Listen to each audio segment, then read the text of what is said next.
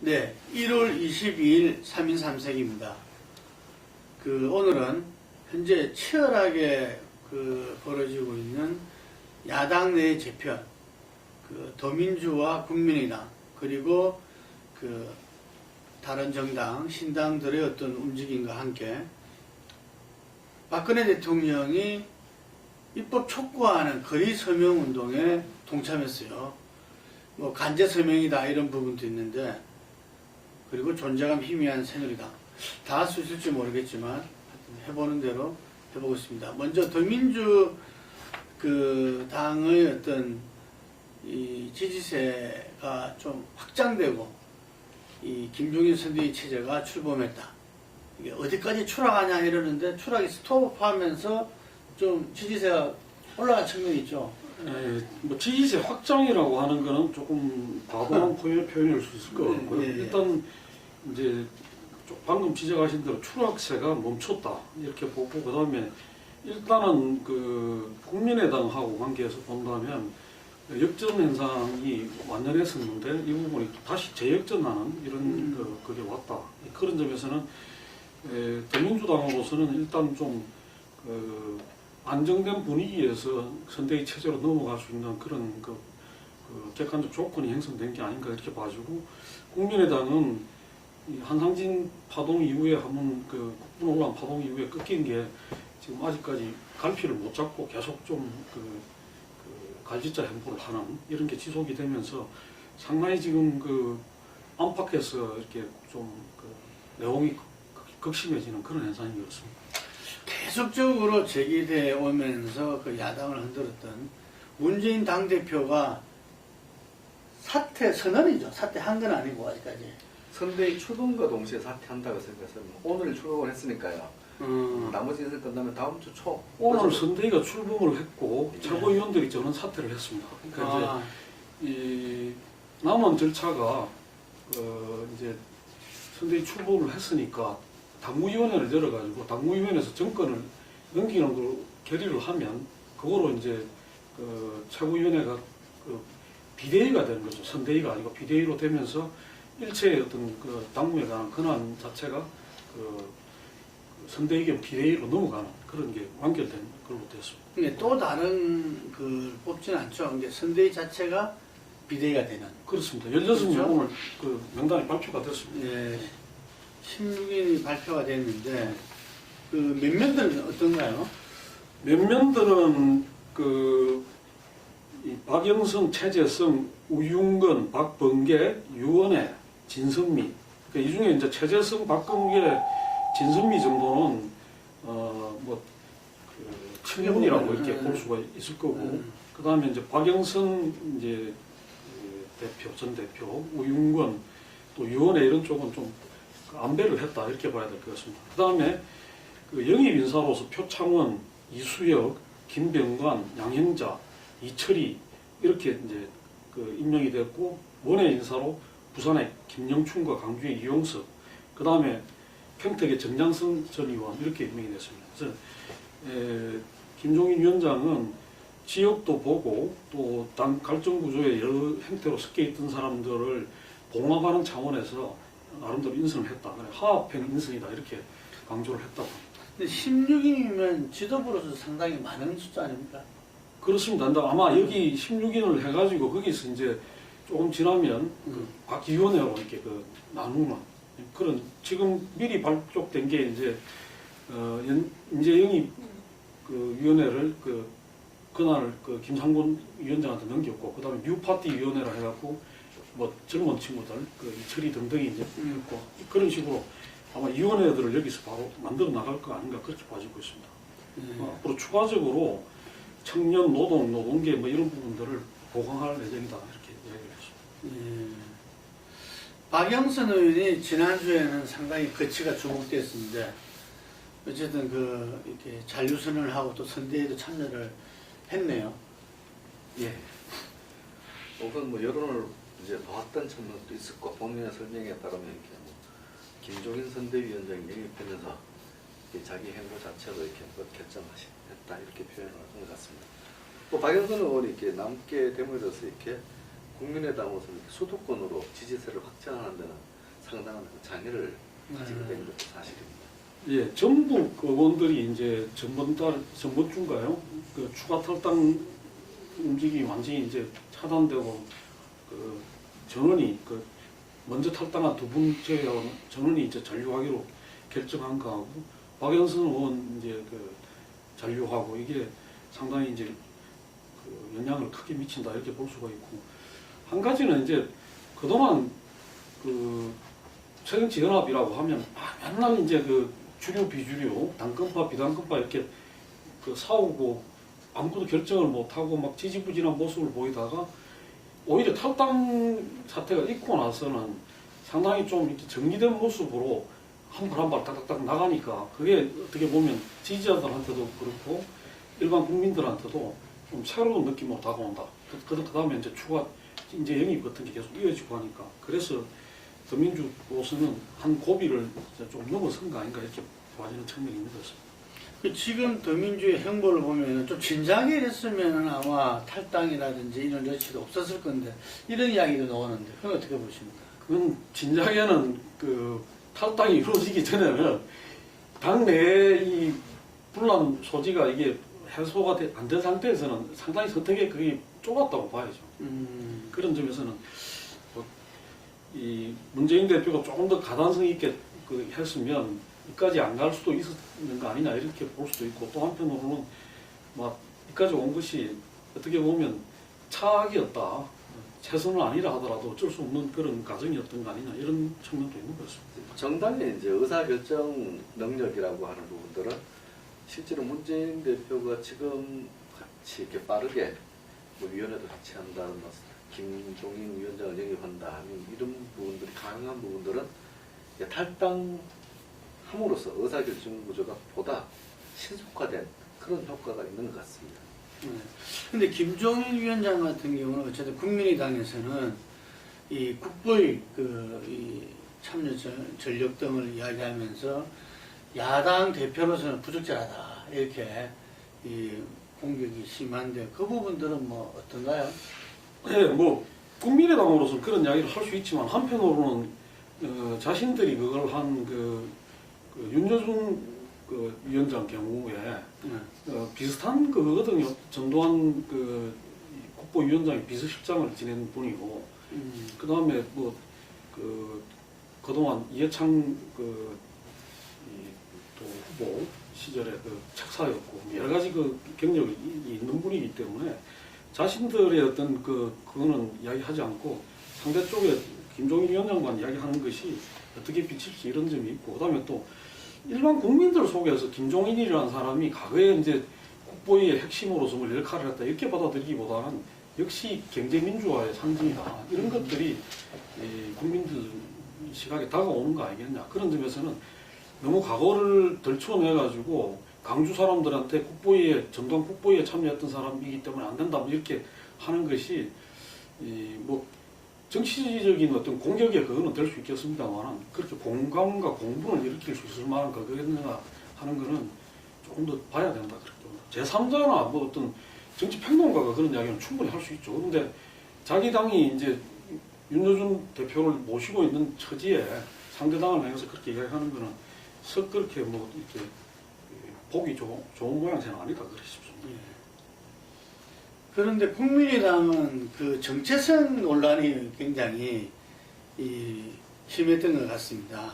그 한상진 창당위원장이 이승만 국부론을 갖다 이야기하면서 뭐 그 여파가 좀 이렇게 끌었죠. 그래서 이 부분들이 그 중도론의 한계가 아니냐 이런 이야기도 나오고 신학연 의원을 갖다가 입당하면서 이게 그 교섭단체 만들기 위함이라 하더라도 이거는 이 원칙에 어긋나는 거 아니냐 이게 꼭 입당 아니더라도 그렇게 할 수 있는 방법이 있는데 등등으로 인해 가지고 상당히 국민의당은 이 인물 영입에서 오히려 이렇게 뒤처지면서 이 정체성 논란 부분 때문에 좀 상당히 공격이 처했던 것 같은데.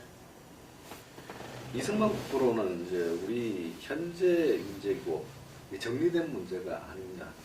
특히 이제 헌법 각국, 세계 각국의 이제 헌법의 역사를 보면은 그 국가 국민들의 저항 정신을 담아내는 것이 헌법인데, 근데 이승만 국부로는 그 이제 4.19라든가 3.1운동 이런 저항 정신을 담아내는 부분들을 부정하는 내용이기 때문에 야권의 지지층의 정서를 자극한 건 아닌가, 뭐 그렇게 이제 보여지는 부분입니다. 그러니까 이제 뭐 일반적으로 이승만이 건국의 역할이 있다 이런 이야기는 뭐 충분히 할 수 있는데 4.19 묘소에 참배를 가가지고 그 자리에서 이승만의 이 건국의 공로를 이야기하면서 국부라고 이야기를 한 거는 그 자리에 있는 사람들이 대부분 4.19에서 돌아가신 분들 그 영령들을 모시는 그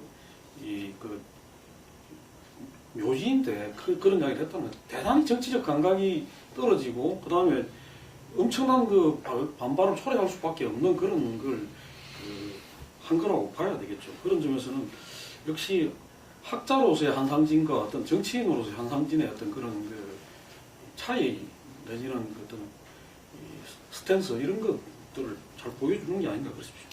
우리 좀 크게 보면 어쨌든 더민주당은 그 문재인 대표와 지도부가 사퇴하면서 김종인이라는 외부 인사를 새롭게 위원장을 만들고 선대위도 어쨌든 기존 지도부와는 상당히 다른 모습으로 이렇게 이루어진 반면에 국민의당은 그 오히려 그 안철수 그 의원이 뭐 영임위원장이지만 사실상 어떤 중심이 되면서 지금 김한길 전 대표와 갈등설 뭐 이런 부분들이 나오면서 오히려 이렇게 좀 이렇게 기존 정치인들이 국민의당에서는 또 혼란을 좀 낳고 있다. 뭐 이런 것이 지지율 정체 내지는 거기도 영향이 있지 않나 이런 이야기들이 있습니다.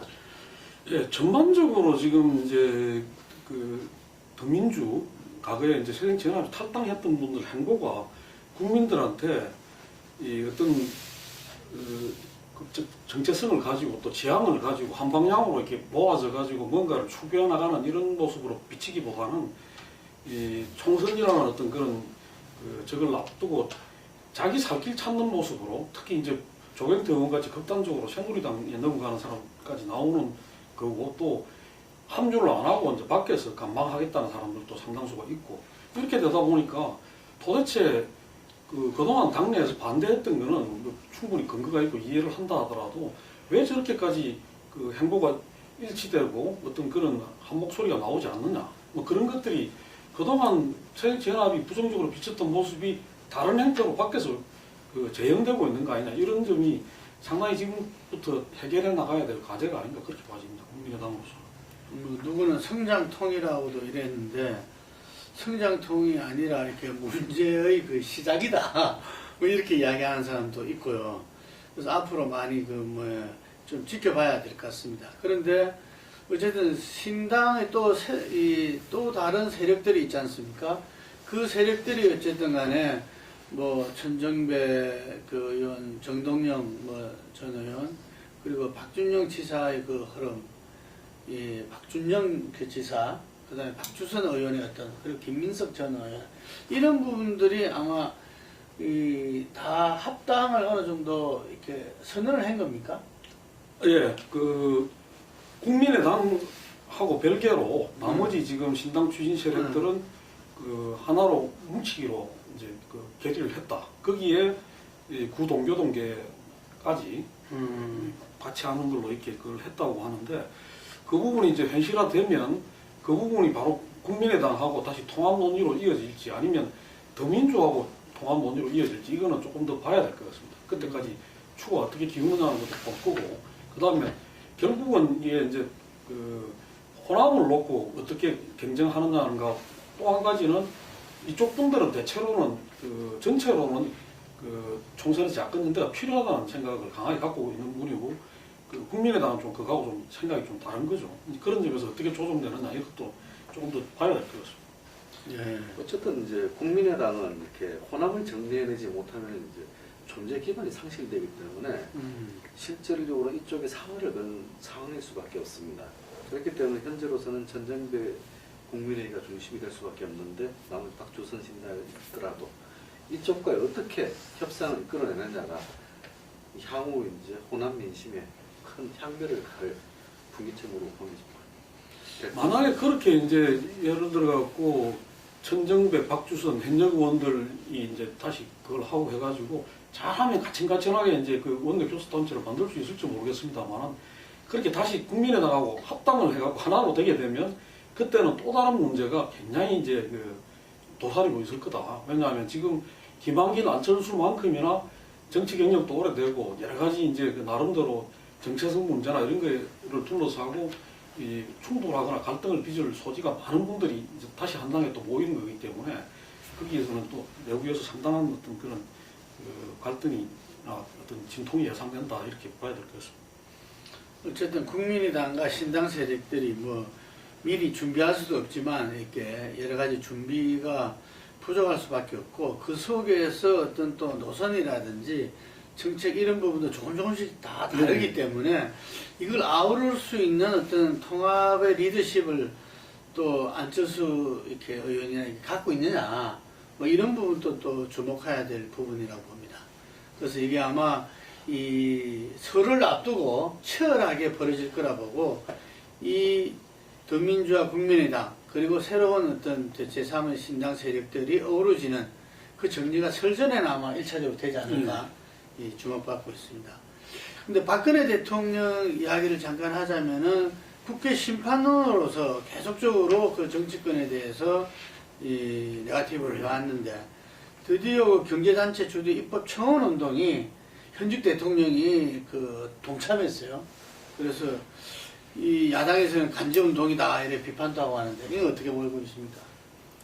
뭐 야당의 주장이 이제 설득력이 있죠. 대통령은 한국 행정 권력을 대표하는 분인데 자기가 약자다 포지션으로 잡으시고 이렇게 청원운동으로 가는 것은 이게 상식적으로 좀 이해하기가 좀 어려운 부분들이 큽니다. 근데 이제 지금 좀 주목을 해야 될 거는 이 신년 초에 대통령이 대국민 담화를 하셨고 또 그 직전에는 이제 북한의 그 4차 핵실험이 있었습니다. 그런 상황임에도 불구하고 지금 대통령 지지도가 계속 추락을 하고 있거든요. 어떻게 보면 상황으로 보면 이 대북 이슈라든가 뭐 핵 문제라든가 이런 거로 보면 대통령 지지도가 반등하거나 보수가 결집을 해가지고 그 해야 될 시점인데도 불구하고 상당히 지금 그 대통령 지지도가 추락하고 있다는 거는 그만큼 상당히 좀 그 위험한 상황으로 봐야 되겠다. 그 지금 갤럽 같은 경우는 39%까지 떨어졌는데 이거는 이 여권 내에서도 상당히 좀 그 적신호가 들어온 게 아닌가 이렇게 봐지고 그 부분이 두 가지 이유라고 봅니다. 하나는 이 핵 문제에 대한 그 큰 소리를 쳐왔지만은 사전 대응이 안 됐고 또 이후에 결국은 중국만 쳐다보는 이런 그 외교 안보의 그 무능과 그 다음에 또 이 국회를 향해서 끊임없이 비판을 하고 국민들이 나서라 그랬지만은 이 부분이 일반 국민들이 받아들이기에는 재계나 어떤 그런 그 가진 자들에게 치우친 거라고 비치는 그럼 서민들을 편들고 뭐 진정한 경제 문제를 해결하기 위한 거라기보다는 좀 있는 사람들을 편드는 거 아니냐 이렇게 비치는 것이 지금 지지율 하락의 원인이 아닌가 이렇게 본다면 조금 근본적인 그 정책 방향이라든가 이런 데 대한 재고가 좀 필요한 시점이 아닌가 봐집니다. 보통 언론들이 지적하는 것이 이렇게 서명운동이라고 하면 이렇게 사회적 약자들, 우리 언론에 취한 입장들이 불어하는데 그 대한상인이 정경영이 대한민국의 갑인 경제고위하고 대통령과 장차관들이 이렇게 손하고 좀 상식적으로 조금은 이렇게 맞지 않는 경우다 이렇게 보면 맞죠. 그와 함께 집권 여당인 새누리당이 지금 상당히 존재감이 희미하다. 이게 뉴스 생산력도 야권에 비해서 현저히 떨어지고, 상당히 뭐, 그, 있는지 없는지, 이게, 그리고, 같은 그 주류 세력 내에서도 의총에서 지도부에 대한 반박이 나오고, 뭐, 이런 상황인 것 같아요. 예, 뭐, 김무성 대표는 김무성 대표대로, 그, 안대희, 오세훈, 그, 영입하고, 뭐, 이렇게 가는 과정에서, 이 험지론을 꺼냈다가 완전히 이제 좀, 되는 그런 문제가 있었고 또 한 가지 우리가 저걸 해야 될 거는 대구 같은 데서 진박 6명이 모여가지고 뭐 퍼포먼스를 하고 그랬는 모양인데 그 부분이 대구 매일신문이나 대구 언론으로부터 굉장히 질타를 받았습니다. 그 부분은 뉴스를 생산하는데 굉장히 그 부정적인 뉴스를 생산하고 있다. 그 다음에 조경태 이제 의원을 영입을 했는데 새누리당 부산 쪽에서 오히려 막 그 반발하고 심지어는 뭐 대표를 향해서 그 심한 막말이 나오고 이런 상황이기 때문에 이게 지금 그 새누리당이 그동안 보였던 모습보다는 이 총선을 앞두고 좀 너무 좀 낙관론에 있는 건지 아니면 이 완전히 청와대만 쳐다보고 당이 그 무기력해져서 그런 건지 모르겠습니다만 이 이슈 주도력이랑 어떤 상황을 끌어나가는 힘이 많이 약화된 거 아닌가 그렇게 봐지는 측면이네요. 또 이런 상황이 지속되니까 김무성 대표 새누리당 쪽에서 이제 언론을 탓했습니다. 이게 며칠 전에 언론들이 이제 야권 뉴스를 치고 뭐 여권에서는 문재인 대표 치고도 안 치고 이렇게 했는데 실제 언론 입장에서 보면은 뉴스 가치를 봤을 때 새누리당이 지난 4년 전에 박근혜 비대위 시절 뉴스를 양산했던 그것과는 너무나도 많이 처지는 상황으로 보입니다. 그러니까 오히려 지금 보면 문재인 이제 퇴진과 사퇴와 이제 김종인 체제 이걸 오면서 보이는 모습은 박근혜 비대위 때 그때 모습을 지금 더민주에서 연출하고 있는 게 아니냐 이런 이야기까지 나오는 상황이고 당시에 이렇게 이 낙관론에 빠져 있었던 저거죠 통합민주당 이해찬 한명숙 지도부 그쪽에서 보였던 모습을 지금 새누리당이 하는 거 아니냐 이런 그 점에서는 상당히 좀 여당으로서도 경각심을 가져야 될 대목이 아닌가 그렇게 봤습니다. 박 대통령이 너무 이렇게 좀 적극적으로 이렇게 정치 전반에 이렇게 주도해 나가다 보고 그리고 유승 또 당 대표는 뭐 헌의도 지금 낮은 폭으로 갈 수밖에 없다. 이러다 보니까 아마 여당 자체 전체적으로 역동성이 좀 떨어지지 않을 수 없었다. 그리고 특히 이제 이 선거 시기 되면 어쨌든 간에 인재 영입이나 뭐 이런 부분을 통해서 이제 이 뉴스거리도 생산되고 여러 가지 이야기들이 나오는데 험지 출마론 등등으로 해서 이렇게 정부에 몸담았던 사람들은 대구나 TK 진방으로 이렇게 다 내려가고 뭐 이러다 보니까 이제 전체적인 어떤 선거에서 활력소로 할까? 좀 새로운 뉴페이스 뭐 이런 부분들이 지금 새누리당에서는 부족하다 보니까 선거 임에서는 오히려 더 존재감이 희미해졌다고 보여집니다. 예, 오늘 여기까지 하겠습니다.